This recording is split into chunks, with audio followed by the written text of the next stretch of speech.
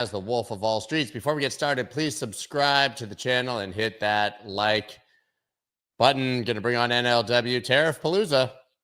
Yeah. Everybody gets a tariff. It's like an Oprah episode. You get a tariff, and you get a tariff. You get a tariff. Everybody. Yeah. Sorry, I think your video is about 2 seconds behind your sound, so I don't know which is correct. But yeah, I mean, look, the tariffs were always going to be the big story this week. They are indeed the big story this week, maybe the big story this month, definitely the big story this year. It's tariff time, and no one has any goddamn idea what it all is going to turn out to be. And anyone who says that they do is lying to themselves or to you or to both. I mean, it's either 4D chess or 1D checkers, and I really have no idea which one it is at this point. I mean, if you look at the comments of Bessent, who's obviously a smart guy, and Lutnick and Trump, it seems like there's a greater plan here. But generally, tariffs are not used as a blunt force instrument against every person you can possibly find. Usually, they're very narrow and targeted and temporary. And it really feels like they're causing purposeful mayhem. Now, I guess the people who are huge fans of Trump and the administration will tell you that this is about a strategy to bring down rates, force the Fed to reduce, to bring manufacturing back home, to stimulate the economy. Some of that makes sense. Critics will tell you that, China just went ahead and hit us back with a 34% tariff, which shows that they're not really scared or willing to negotiate. I don't think anybody, as you said, has any idea what's going on, but I also don't think we're going to relent here. I think it's going to get very ugly. Absolutely. So, I mean, I think that you can kind of divide the world into 3 different areas, right? On the one hand, you've got the people who are just going to hate this policy no matter what, which includes people who dislike Trump, and then also a lot of people who have kind of like, a traditional background in economics who think that this is insane, right? Everyone's rereading, up on Smoot-Hawley. So there's that whole category. Unfortunately, like that group doesn't really have that much to offer the conversation right now because the thing is happening, right? Whether it was stupid or not, like the thing is now here. There's no historical precedent that we can really look to, and even historical precedents are really only useful in before a decision is made. So here we are, and so then you have kind of these two other groups. One of the complicated things, I think, is that the people who are in the support this side have very, very different logics for why they are supporting this or why they think it's a good idea. To your point, some of them say it's about bringing rates down. Some of them say it's about fairness in the global system. For some, it's about a restructuring of the economic order. For others, it's about, a new way of distributing, the cost burden of a society away from things like individual taxes towards tariffs. Others think that it's just a power play based on where the U.S. sits in the world. And I think that the challenge is that this administration has at various points kind of vaguely articulated all of those things. But it's not clear which, what the ranked order is of priority, which is the most important relative to the others. And it makes it hard to kind of understand what they're driving towards. And that's not just relevant for us kind of sitting here jawboning about it. It's relevant for investors who are making decisions about what to do with this, right? If the goal is to reshore manufacturing, that's a generational process where you really need people to be convinced that these policies are not just a temporary tool to change negotiations, but instead some long-term consistent thing. And I think, Trump is answering that critique sort of by screaming that his policies are never going to change on Truth Social, which is a recent message that was posted. But anyways, the point is that I think that the lack of clarity around which of the 10 possible types of 4D chess that this could be, or that they're going for, is tough. I also think, frankly, that people didn't believe Trump that he was going to do this in the first place. I don't think anyone really did. Now people are in the new denial is that Bessent and Lutnick are actually on board with this. I think there's a lot of sense that their hand is sort of forced, and the version of this that maybe they were on board with isn't this version, but they're under Trump. So what are they going to do? And who knows? Maybe that's right. Maybe that's wrong. Maybe they're full-throatedly interested in it. But the point is that when it comes to the market having any sort of anything that they can hang their hat on, there's just nothing there. the middle area, the last sort of group of people are the people who are trying to, without being kind of like blithely dismissive or blithely accepting of anything that comes, like analyzing this from the standpoint of how likely it is to have the desired impact, whichever of those potential 4D chess moves it is.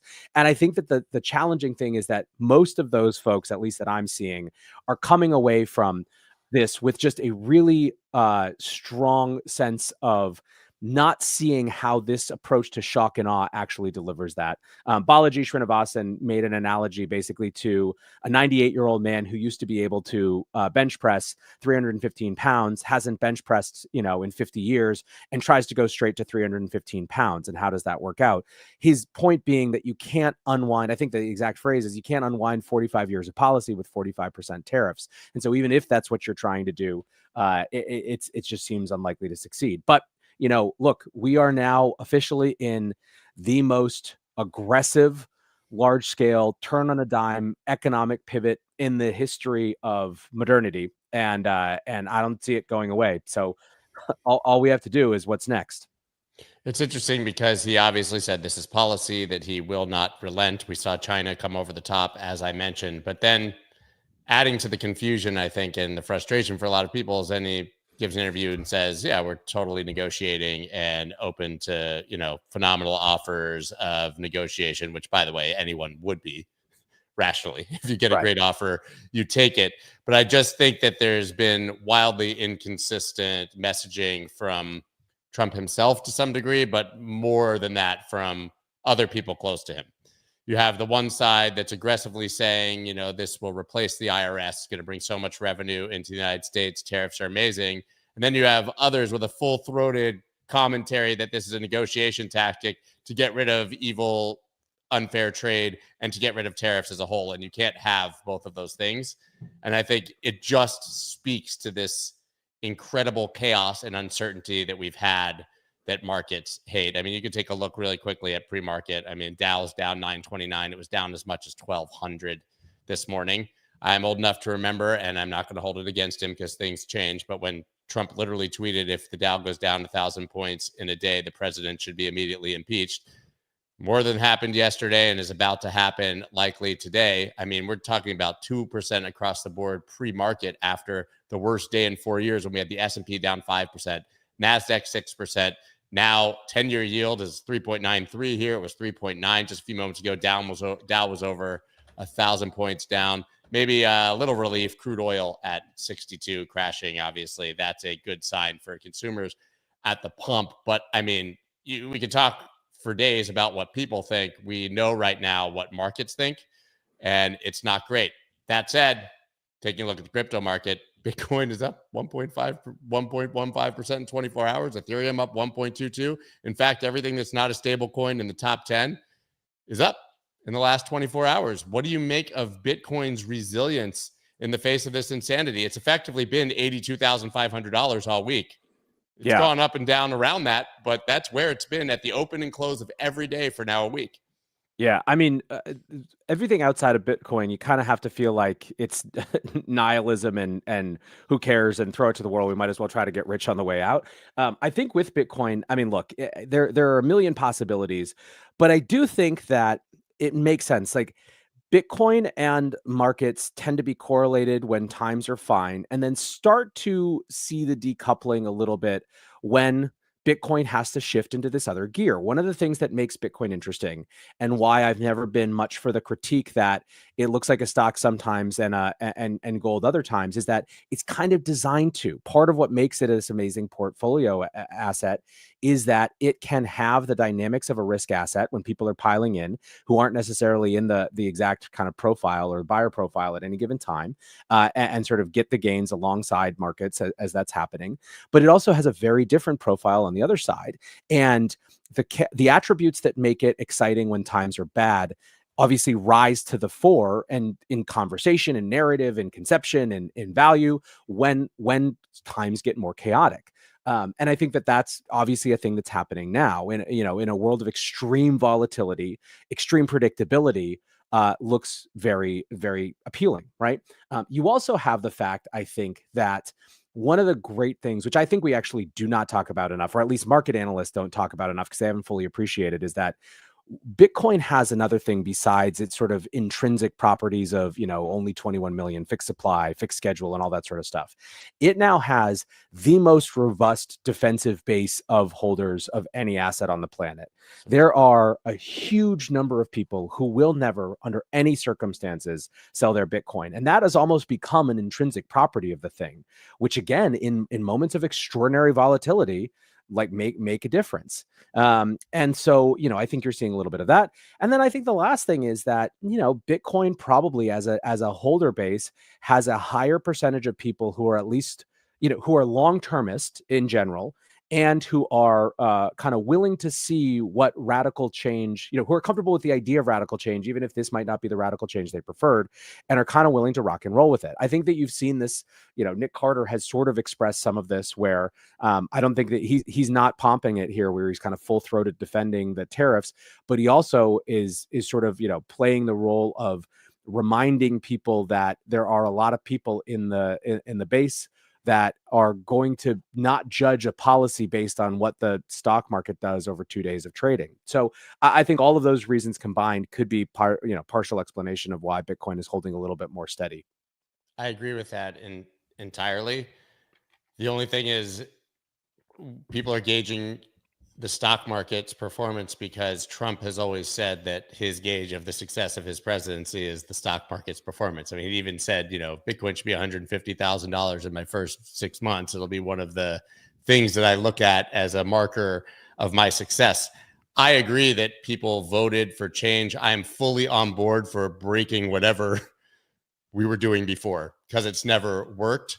But it's very hard to say, I look at markets as a gauge of my success and then say, I'm perfectly happy to destroy markets to the voters who thought that you were going to do otherwise. I don't think people expected austerity and tariffs at this level and to do this to the market at this time.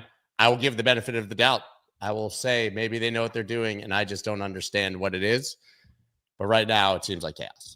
Yeah, but I don't think anyone actually knows what they're doing. I think that the only the benefit of the doubt is whether they might be right. Like even if they don't know what they're doing, is sort of the thing here. Austin Campbell had a great tweet about this. I think that you're right that this is this is not the Trump that people thought they were going to get, but is it the Trump that he's decided to be this time. And he has made it very clear that this is the Trump that he wants to be and do. So Austin Campbell tweeted yesterday, we've gone from far left populist anti-progress economics straight into far right populist anti-progress economics when neither candidate ran on that platform. I did not have Trump as right-wing Biden or Warren for 2025. Now, whether that's a fully accurate kind of depiction, I think there's directionally a lot of people feel like that's what they're feeling right now, and it's part of why markets have nowhere to look anymore. It's sort of bombs from all sides. Yeah, it's could get worse before it gets better. Let's just hope that that's the path that we're on, is the getting better part. The next story, since we've talked tariffs to death for a couple days here, is stablecoin giant Circle files for IPO after 1.7 billion stablecoin reserve windfall. If approved, the stock of the company will be trading on the New York Stock Exchange under the symbol CRCL. This isn't the first rodeo for Circle attempting to go public. Didn't go so well last time. Think they get there this time. By the way, the most beautiful part of this is that it's being handled by JP Morgan, just for the record. Yeah, I mean, I think that they do get there. I think that a lot of the discussion is one, people can't help but compare their financials to Tether, not necessarily in a super favorable light. Second, I think that, generally speaking, there is a sense that this is a real sneak it under the wire effort. There's a very short period of time, it seems like, before the giants in the space are going to be able to come in and start issuing their own stable coins. And so, it's kind of this, get some capitalization, get some liquidity before that happens. And I think even if you're a big supporter of Circle, that's, it kind of feels like that is part of this, the strategy here is that it's not desperation, but like it's a move that has to happen right now because it's going to get more, not less challenging. Yeah. There's some who think that this is a bad idea. We got cranky old man, cranky old man of stablecoins, Kevin Letnitty. Can you pronounce his name? Uh, Come on, I'll give you Letnitty. $10. I would say Letnitty. Letnitty. Okay, Letnitty. Lee Tai warns of Circle's costly path to IPO amid shrinking profits. Interesting. He argues that Circle's position as the second largest stablecoin issuer is not secure, largely because the market is becoming saturated and commoditized.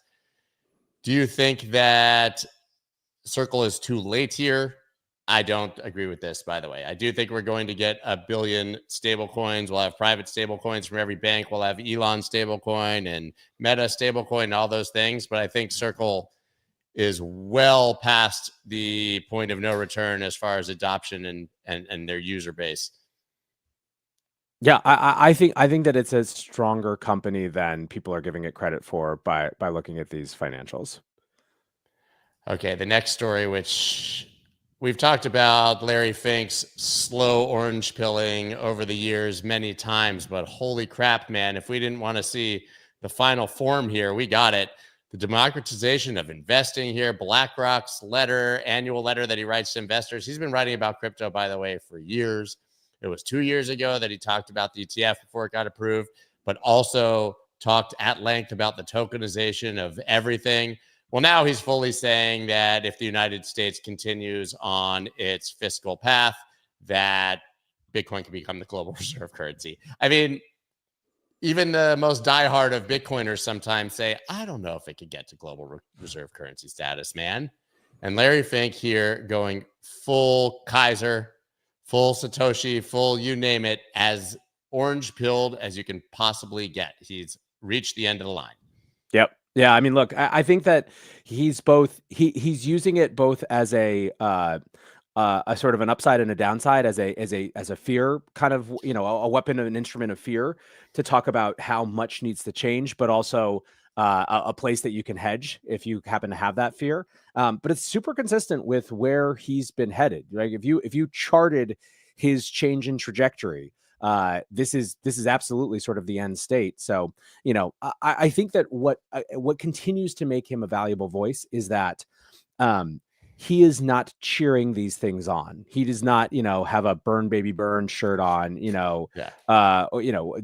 no down with the Fed. He's not ripping $100 bills in half at the Bitcoin conference and throwing them in the air, right? Exactly. And so it just obviously carries a lot more weight by virtue of that fact. So, look, anything like this, sort of strong, full-throated endorsement in these kind of times is, I think, very, very important for everyone. Yeah, it's just been among a sea of craziness and insanity and prices up and down. He's just been the most consistent voice, the silver lining on everything that's happened with our industry over the past few years. And eventually, I really think that the most powerful people are going to listen, and it's going to make a huge difference. It already has. I mean, the approval of the BlackRock spot ETF, among the others, and the way that he positioned himself around it is arguably the reason that we're trading at 80 instead of 50 or 60 right now. I 100% think it is. I've said it before. I think that he put a stop in the slide post SBF. I mean, there was a reasonable argument to be made that, the industry was just dead after that, in America, at least. And he said, nope, it's not. And we're going to make money from it. Yeah. And they're going to make a lot of money from it. The next story we have here is the Solana Policy Institute. We're excited to announce the launch of Solana Policy Institute, a new nonpartisan nonprofit focused on educating policymakers on how decentralized networks like Solana are the future infrastructure of the digital economy, and why the people are building on and using them need legal certainty to flourish. I love when I see these double dash marks that let you know that even the Solana Policy Institute is writing their tweets with ChatGPT, because no human being uses those. And do you know that does. The generation, Gen Z or Gen Alpha is now calling these the ChatGPT dash, not the M dash. Is it really? I didn't even know that. So there you go.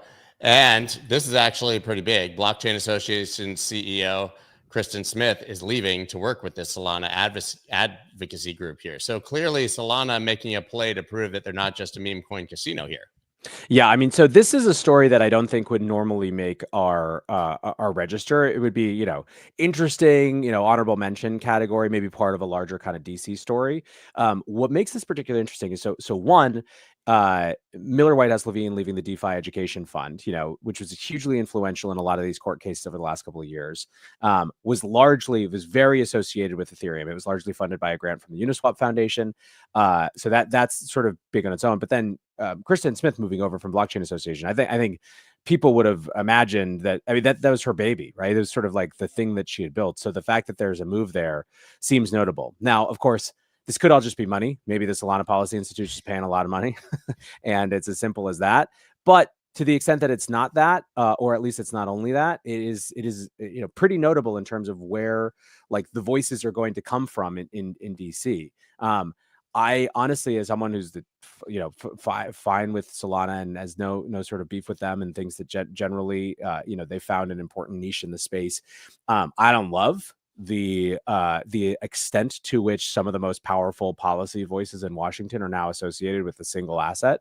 I think, I'm sure that they're going to say that Solana Policy Institute is not just advocating for Solana, but, I mean, it's probably inevitable. Like ultimately industry associations, the way that they evolve it's more about, whoever's paying the bills than it is about the underlying, but it's interesting is the short of it. Hopefully they really can represent sort of the whole industry, not just Solana, but we'll see. Yeah, but non-specific to Solana, this was always the way that this was eventually going to end. We had this unified lobby that came together to defeat the common enemy in the last administration. But we all know from spending any amount of time in this industry or on crypto Twitter that the tribalism and self-interest in this market is second to none, and that would obviously fracture from a cohesive singular lobby to lobbies for the individual assets and programs, which is not that surprising.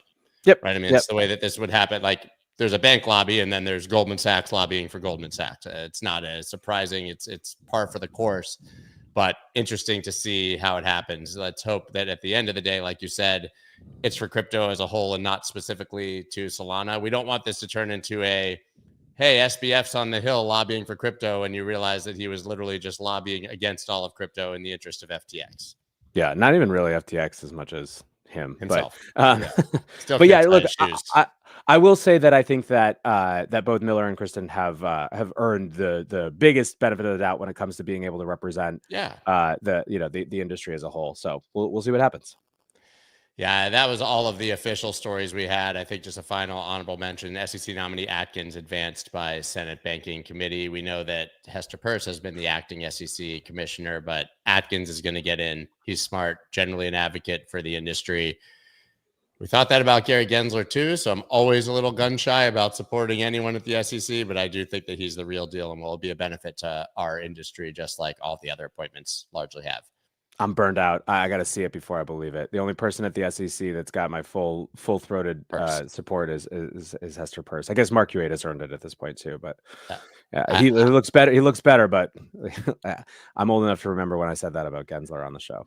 Yeah, and we all did, right? He taught blockchain at MIT, guys.